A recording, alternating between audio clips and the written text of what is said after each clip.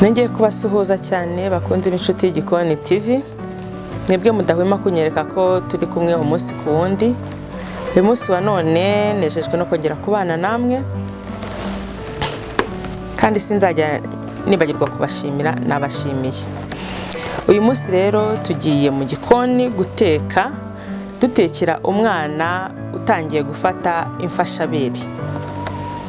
Uyu munsi rero nateguye ibyo kurya bitandukanye ariko bigiye gukorerwa mu kintu kimwe. Ni mu kanya. Kurikirana inshuti y'Igikoni TV maze ugire ubuzima bwiza.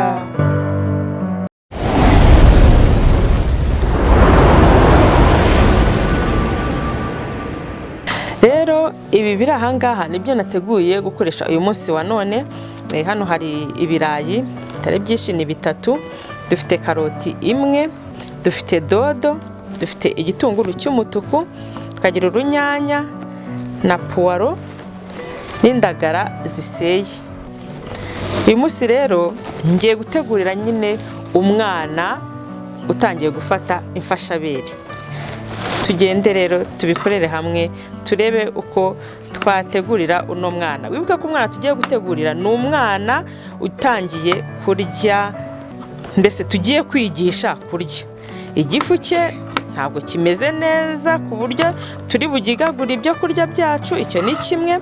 Ikindi kandi ntabwo ibyo kurya by'uyu mwana ntabwo turi bubishyiremo umunyu. Uyu mwana kuko ntaramenya ngo umunyu ngo cyangwa ngo bitarimo umunyu.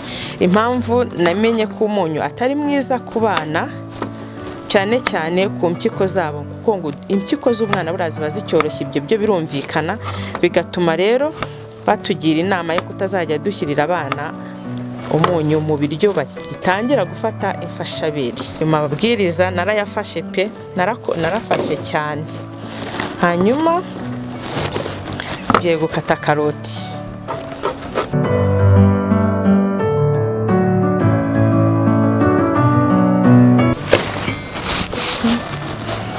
Hanyuma reka nkate izi mboga. Ariko mu mwanya w'imboga ushobora gushyiramo epinari, ushobora gukoresha shufurere, ushobora gukoresha brokoli, ushobora gukoresha imboga zose ufite zitandukanye. Ntabwo ari ngombwa ngo nimba nshyizemo imboga uno munsi nawe uzishyiremo. Icy'ingenzi ni uko ufite imboga ugiye gutekera umwana. Ikindi kandi hano nshyize ibirayi, ushobora gushyiramo igitoki, ushobora gushyiramo ikijumba. Hari abantu benshi tuba tuzi ko abana batarya ibijumba, ariko nta kibazo pe, si ibitera imbaraga se? Nta kibazo rwose. Washyiramo ikijumba, washyiramo makaroni y'abana, nta kibazo. Ukirinda gusa kumuha indyo imwe imwe. Kandi ibi ngibi ndi gukora ni ukuvuga ngo nimba muhaye ibi birayi ntabwo bikwiye yuko bitamuhindurira nanone ngo muhe ibindi ako kanya, kubera ko umubiri w'umwana ugomba ubikora kugira ngo unarebe ko uyu mubiri we uri bubyakire. Kuko utabyakiriye wahindura ugakoresha ibindi. Nubwo nyine nshyizemo puwaro, nkunda ko puwaro ikunda kuryoshya ibiryo mu gihe rwose iyo ibiryo bidakaranze, bitarimo intuze, birimo puwaro, uba wumva rwose ntaho utaniye n'uwariye ibiryo bikaranze. Gakata igitunguru cyanjye cy'umutuku, kandi ntabwo ngishyiramo cyose rwose, ndashyiramo igipande kimwe pe. N'ubu nyine ibyo ndi gukora ni byinshi, ariko kubera ko ndi bubicishe muri blender nta kundi nabigenza. Ngomba gukora ku buryo nabyo bitubuka. Yego. Hanyuma rero urunyanya iyo ugiye kurutekera umwana uraruhata. Impamvu ni iyihe? Utu dushishwa turakomera, ntabwo igifu cy'umwana cyagatangira kudusya pe. niyo mpamvu nawe uzajye uduhataho rwose, ntacyo bizajya biba bitwaye.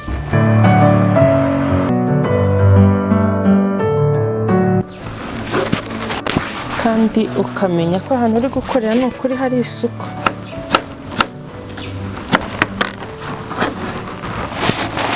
Urunyanya rwanjye ngiye kurushyiramo rwose, kuko mpise mbona ko ruriya rubayemo rukeya ntabwo byaba bisa neza, kandi ibiryo birimo inyanya pe bisa neza cyane. Kurikirana inshuti y'Igikoni TV maze ugire ubuzima bwiza.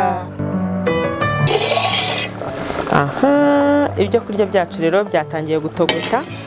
Njye nkunda gushyiramo amavuta cyangwa indagara ari uko bitangiye gutogota, ariko niyo wabishyiranamo nta kibazo pe.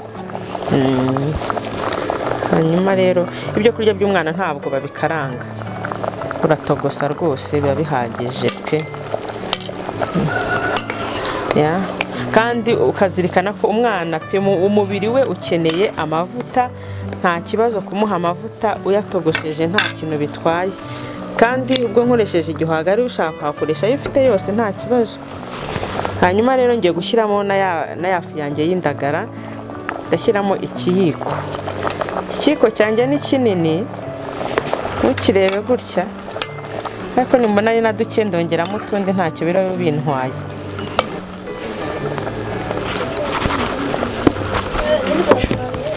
Izi ndagara rero icyiza cy'izi ndagara ziseye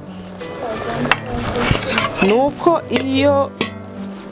iyo wamaze kuzisya gutya waziguze ziseye cyangwa ukiseshereza, ariko nkugira inama wagenda ukazigura ukiseshereza, nibyo byiza, nibwo uba unizeye ko wazikoreye isuku. Naho ziriya tugura ziseye ntabwo ndazikoresha, simbizi, mbona ziba zampendeye ubusa. Hanyuma icyiza cyazo rero urabona ko iyo utekeye umwana indagara ukaziteka utaziseye, icyo utahira ni ukugira ni uburyohe bwonyine, ni y'amazi yonyine aba ariye, kuko igihe cyose bituma urwana no gukuramo rwa ruragara kugira ngo umwana ataza guhura narwo. Kandi buriya hari ikintu uba umwimye mu buzima. Utu tugufa turiya ubona turiya duha tw'indagara natwo dufite intungamubiri, turi mu bintu bikomeza amagufa y'umwana. Niyo mpamvu rero batugira inama yo gusya indagara kugira ngo n'utuduhwa imashini idusye umwana arye indyo yuzuye. Yuko indagara zanjye zirimo zakoze pe, kandi n'aya mavuta yanjye nayo arimo. Ubu bindi kubikora ntegereje yuko biza gushya, kandi biraza gushya bisa neza. Urabona ko n'ubundi bisa neza, inyanya byose.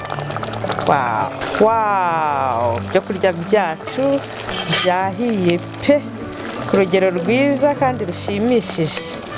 Rero ubwo bimaze gushya, kuko nabwiye ko ari umwana utangiye imfashabere ndi gutegurira, ntabwo rero twahita tumuha ibiryo bimeze gutya, ntabwo rwose yabasha kurwana nabyo, nta menyo ntaki. Ubu ngiye guhita mbikuraho mbisye. Ngiye kubisya nkoresheje blender kugira ngo abirye neza.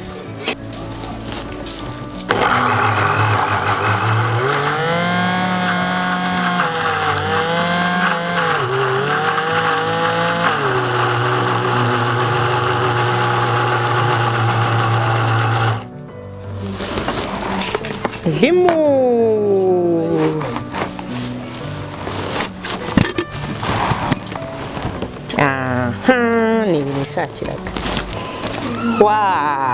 Murabona rero ifunguro ry'umwana ko rimeze neza cyane pe. Hano nta munyu nongeyemo, ntayo, kandi biranaryoshye. Hanyuma rero ujye utekera umwana gutya ibyo kurya bye mu gihe ari umwana uri gufata imfashabere. Birakwiye yuko umutegurira ifunguro rimeze gutya, kuko ryuzuje ibyangombwa by'intungamubiri kandi rirasa neza. Kandi ntabwo riri umugore mu kurya, kuko ntaramenya gukanja, ntaramenya akeneye ibintu arya nyine amira. Niyo mpamvu tubicisha muri tubisya kugira ngo umwana twe kumuvuna mu gihe ari kurya. Naha rero ikiganiro cyanjye cy'uyu munsi ntisoreje, ni karibu mugaburira abana bakure neza, bagire ubuzima bwiza. Ndabakunda, bye bye.